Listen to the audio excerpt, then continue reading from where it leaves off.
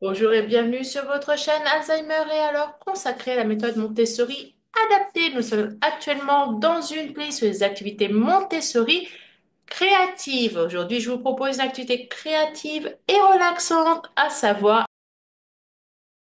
la fabrication de colliers ou de bracelets avec des perles. Cet atelier est idéal pour stimuler la motricité fine, la concentration et la créativité. C'est une activité accessible aux personnes atteintes de troubles neurocognitifs tels qu'un maladie d'Alzheimer que l'on peut adapter selon les capacités en fonction des matériaux utilisés. Restez bien jusqu'à la fin, je vous partagerai des astuces pour rendre cette activité encore plus facile et plus agréable. Question numéro un, encore et toujours. Pourquoi créer des bijoux avec des perles? Alors, travailler avec des perles apporte de nombreux bienfaits. Déjà, un, avant même de parler de bienfaits, ce n'est pas infantilisant. Non, pas du tout. La méthode Montessori pour les personnes atteintes de troubles neurocognitifs n'est pas là pour infantiliser les personnes touchées par la maladie. Bref, petit aparté. Donc, les bienfaits de cette activité de création. Un, elle développe la coordination œil-main grâce à l'enfilage des perles.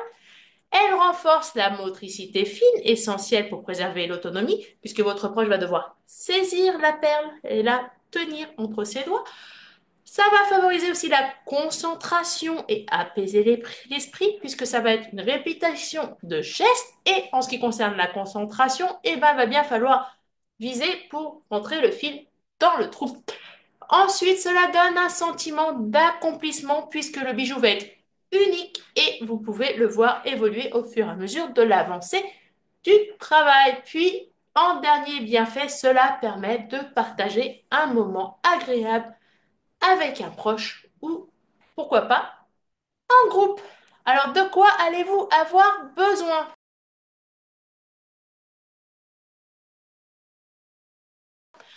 Pour réaliser cette activité, vous aurez besoin de perles de différentes tailles et couleurs. Alors, privilégiez des perles de grande taille pour faciliter l'appréhension.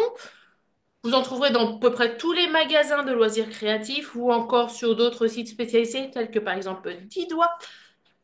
De fil élastique ou de cordon facile à manipuler. De fermoirs simples. Bien sûr, c'est optionnel si vous utilisez du fil élastique. Si vous optez pour des fermoirs, pensez aux fermoirs magnétiques qui seront beaucoup plus faciles à mettre par votre proche. Ensuite, vous avez besoin de ciseaux pour couper le fil que vous allez utiliser et de petits bols et de plateaux pour éviter que les perles ne roulent un peu partout. Alors, comment fabriquer ce bijou pas à pas? Alors, avant toute chose, vous avez préparé l'environnement pour cette activité. Je vous fais confiance. Ensuite, étape numéro un, vous choisissez les perles. Vous proposez à votre proche une sélection de perles de différentes couleurs et textures. Vous pouvez opter pour des perles en plastique, des perles en bois, des perles rondes, des perles triangles, des perles carrées, des perles losanges, des perles en feutrine. Bref, tout est possible. Ensuite, vous laissez votre proche les observer et les toucher avant de commencer afin qu'il sache qu'est-ce qu'il veut utiliser en premier. En étape numéro 2, du coup, vous préparez le fil. Donc, vous coupez un morceau de fil élastique ou de fil classique adapté à la taille souhaitée, puisque un collier et un bracelet, ça va pas être la même taille de fil. Puis ensuite, eh ben, vous réalisez l'activité. Vous fixez tout d'abord, avant de réaliser l'activité, une perle à l'extrémité avec un nœud temporaire pour éviter qu'elle glisse. Ou si vous commencez par le fermoir, bah, vous fixez d'abord le fermoir. Étape numéro 3, vous enfilez les perles. Vous encouragez votre proche à choisir et enfiler les perles une par une. Évidemment, vous adaptez l'activité selon ses capacités. Vous pouvez parfaitement l'aider à tenir le fil si besoin. Si votre proche a des gros problèmes de préhension mais veut quand même le faire tout seul, je vous rappelle que la méthode Montessori, c'est aide-moi à faire seul. Vous pouvez aussi éventuellement faire déjà cette activité sur du fil rigide, donc qui sera bien plus facile à manipuler. Et puis bien sûr, une fois le nombre de perles enfilées pour faire votre création terminée, vous fermez ce fameux bijou en faisant un nœud solide ou en ajoutant l'autre morceau du fermoir. Et dernière étape, vous vérifiez que tout tient bien en place. Alors, quelques astuces pour adapter cette activité. Donc, utilisez des perles plus grosses pour les personnes ayant des difficultés motrices. Privilégiez plutôt des fils élastiques pour éviter d'avoir à manipuler les fermoirs et ça sera beaucoup plus facile si votre proche veut porter sa création. Encouragez aussi l'expression personnelle. Laissez libre choix à votre proche sur les couleurs et les motifs. Il peut par exemple, je sais pas, aimer mettre deux perles en bois rond, puis ensuite un petit charme.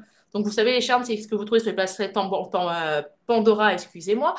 Ou deux perles en bois, puis une perle carrée, etc., etc. Vous pouvez utiliser aussi des séparateurs de perles.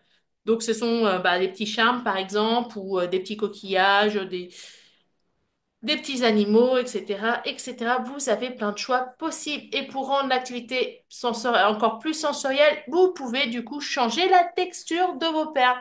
Donc, utilisez des perles en bois, en feutrine, en verre avec des reflets, sans reflets, des perles naturelles, des perles rondes, des perles triangles, des perles à losange, des perles transparentes. Pourquoi pas? Tout est possible. L'important, c'est de passer un bon moment. Voilà, vous avez vu comment fabriquer un objet unique et personnalisé. Si vous avez aimé cette activité, n'hésitez pas à la liker et à vous abonner pour découvrir d'autres activités Montessori. Dites-moi en commentaire quelle couleur de perles préférez-vous utiliser et de quelle forme. À très bientôt sur Alzheimer et alors.